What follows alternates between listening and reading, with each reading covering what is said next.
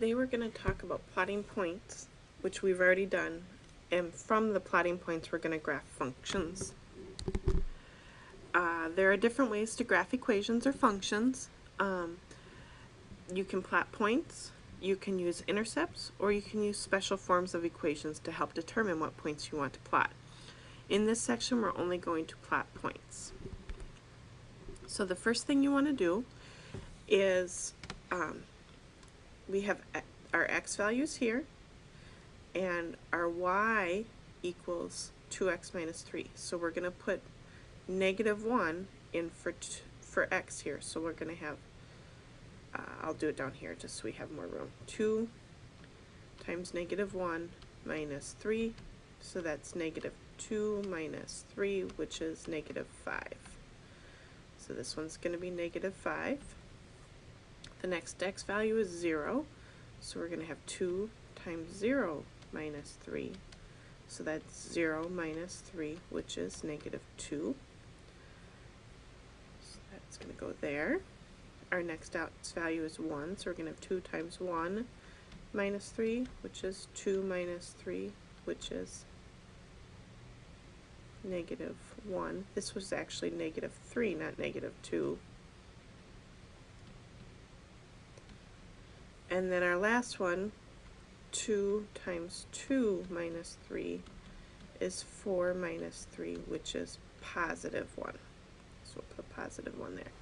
So the first thing we're going to do is plot these. So our x value is -1, our y value is 5. So -1, -5, 0, -3, 1, -1, and 2, 1. And notice this makes a line. So we can connect our points and make a line. Now, if you have a ruler, it's a little bit straighter. Now, every single point on this line is a solution to this equation. So even the fractional points are solutions to that equation. So there's an infinite number of solutions to this equation. Once you pick an x value, then there's only one y value. But as far as how many solutions there are, there's an infinite amount. But once one value is picked, then there's only one value for the other one.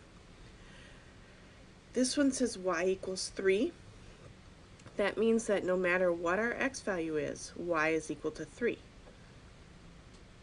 So we're going to put 3 in all of those. And then we have -1, 3, 0, 3, 1, 3, and 2, 3. This is a horizontal line at y equals 3. Now, my line wasn't perfectly straight, but the 2 points will actually, the 2 lines, not the 2 points, will actually cross right here. So when you have 2x minus 3 equals 3, then notice x has to be 3. Does that work out? We have 2 times 3 minus 3, so that's 6 minus 3, which is 3. So yes, that does work out. So where 2 lines cross, that's the solution to an equation. Or if you want to graph to find the solution to equations, you can graph one side of the equation and the other side of the equation and see where they cross.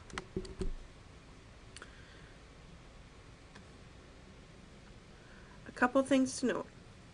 A solution to 2 or more equations is where the graphs cross. That's what I just told you. The domain of a function is the x values of the graph.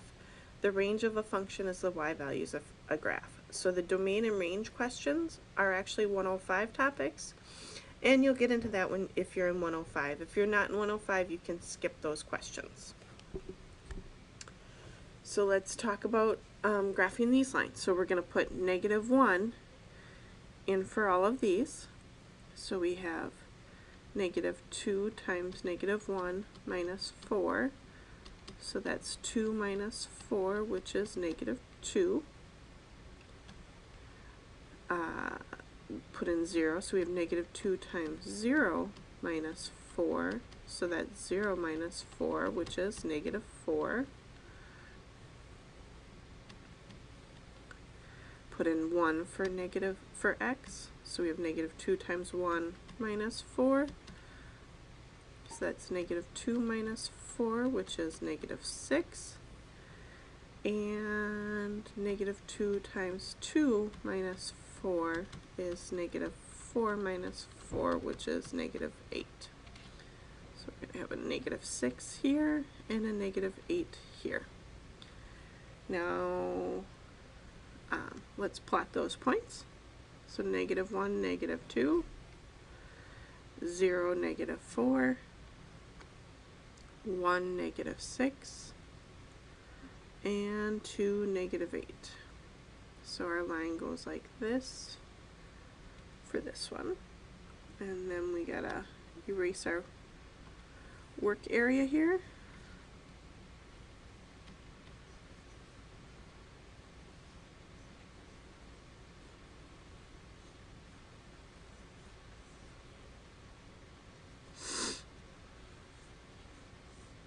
Okay, and I'll graph the other equation in a different color. Let's try green today. So we have 2 times negative 1 minus 6. So that's negative 2 minus 6, which is negative 8.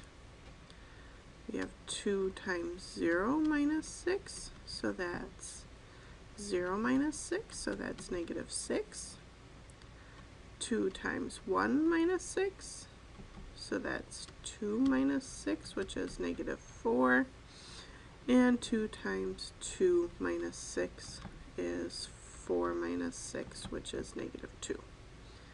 So here we have negative 8, negative 6, negative 4, and negative 2. So we'll plot those points. So we have negative 1, negative 8, 0, negative 6. Oh, look, that's where they cross. 1, negative, oops, that's not where they cross. 0, negative 6 is right here. Oops. 1, negative 4. And 2, negative 2.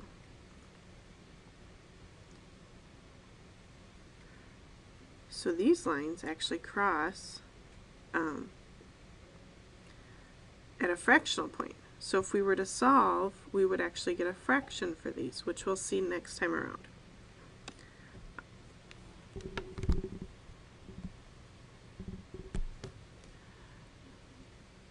But now look at what we have here. This is the same as what we had here. And this one, the blue one, oops, wrong blue. This one is the same as we had here. So let's graph the same lines. Oops, wrong way. Only now we have inequalities. So our points are negative 1, negative 2, 0, negative 4, 1, negative 6, and 2, negative 8. So negative 1, negative 2, 0, negative 4, 1, negative 6, and 2, negative 8.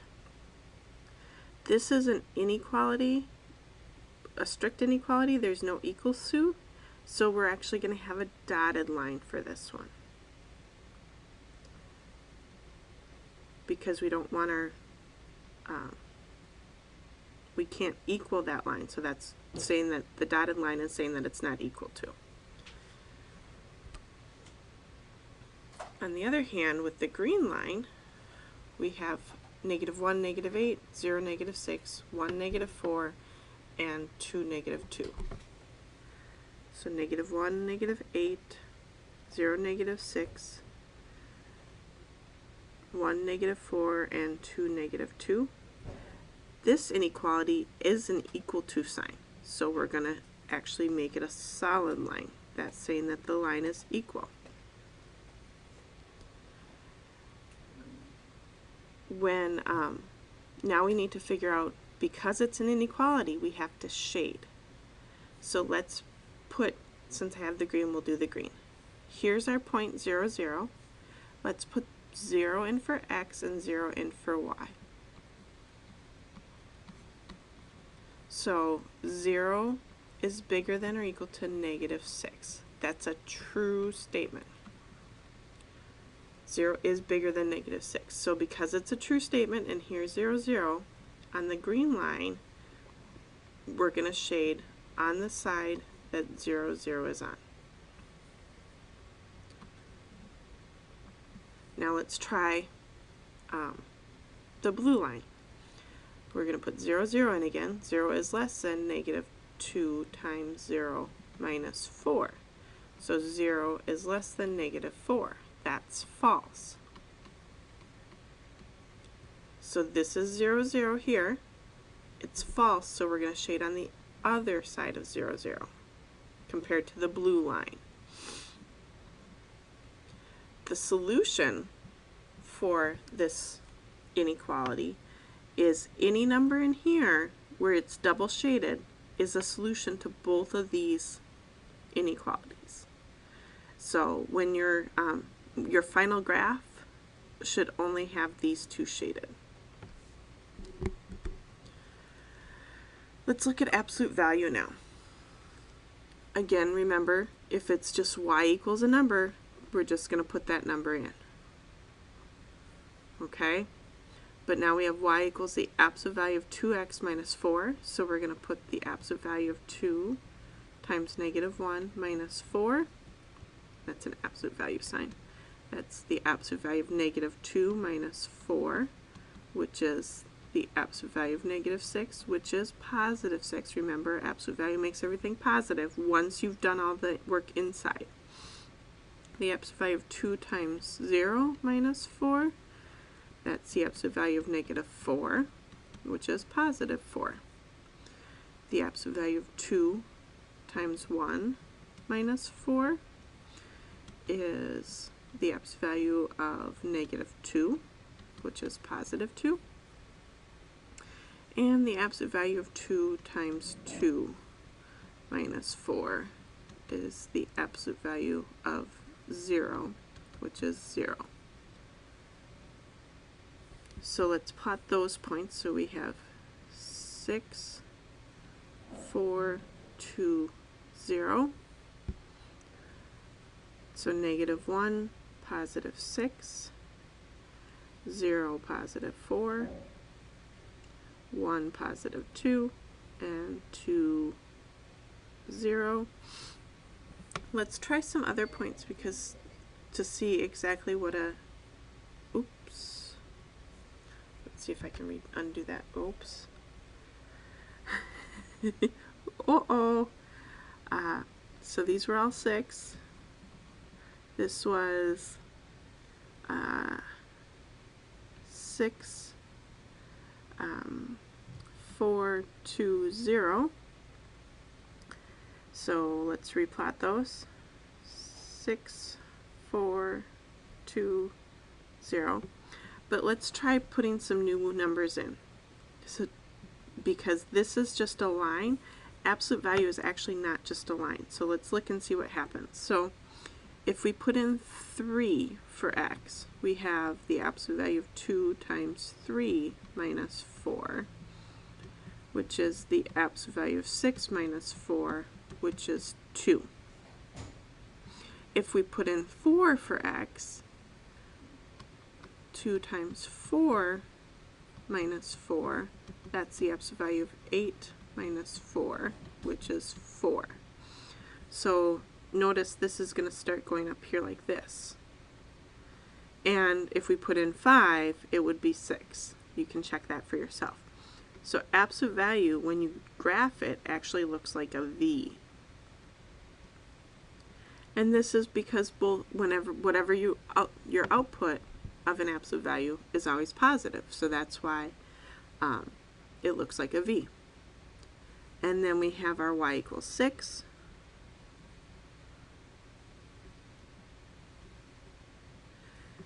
And notice, if you wanted to solve the absolute value of 2x minus 4 equals 6, you're going to have two answers. You're going to have x equals -1 or x equals 5 because of here and here.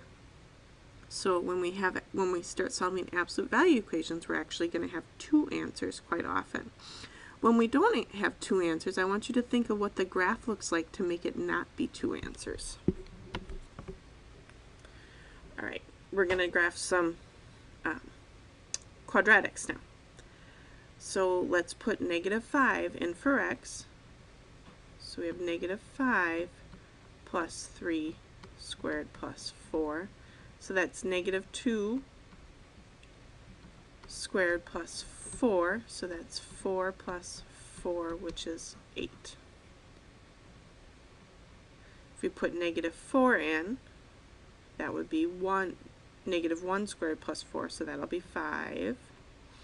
If we put 3 in, that'll be 0 plus 4, which is 4. If we put -2 in, we're going to have 5.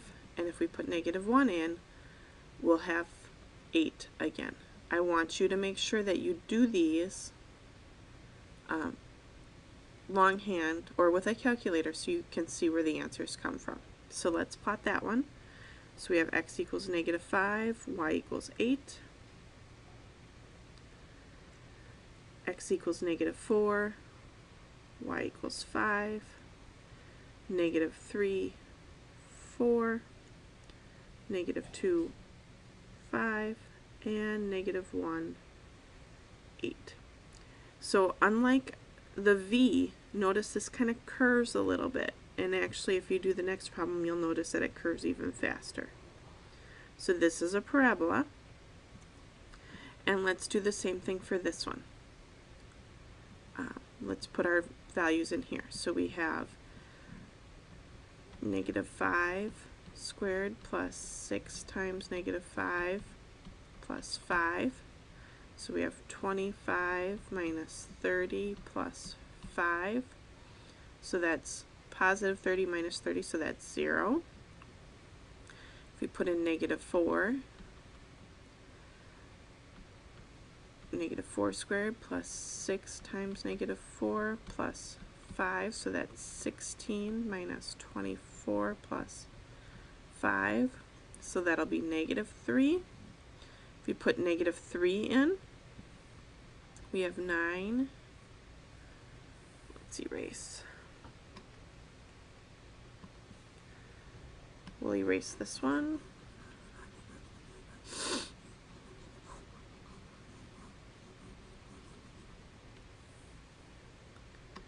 And now that I'm thinking about it, I'll change my color so we can see the difference. So this was 0, this was -3, and now we're putting -3 in, so we have -3 squared plus 6 times -3 plus 5, so that's 9 minus 18 plus 5, so that's -9 plus 5 is 4. Putting in -2, we have -2 squared plus 6 times -2 plus 5, so that's 4 minus 12 plus 5, so that's -3 again. And if we put in -1, we would get 0 again. You can verify that. So let's plot those points. So we have -5, 0, -4, -3,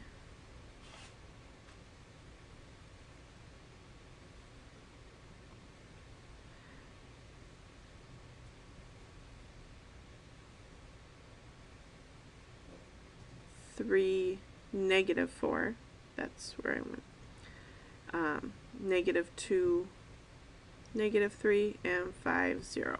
This should have been -4, right? 9 minus 18 is -9, plus 5 is -4. So to find out where these two cross, you actually have to go higher to find out where these two cross. It crosses somewhere around in here, and it would actually cross up there somewhere too. That's it for today. We'll see you tomorrow.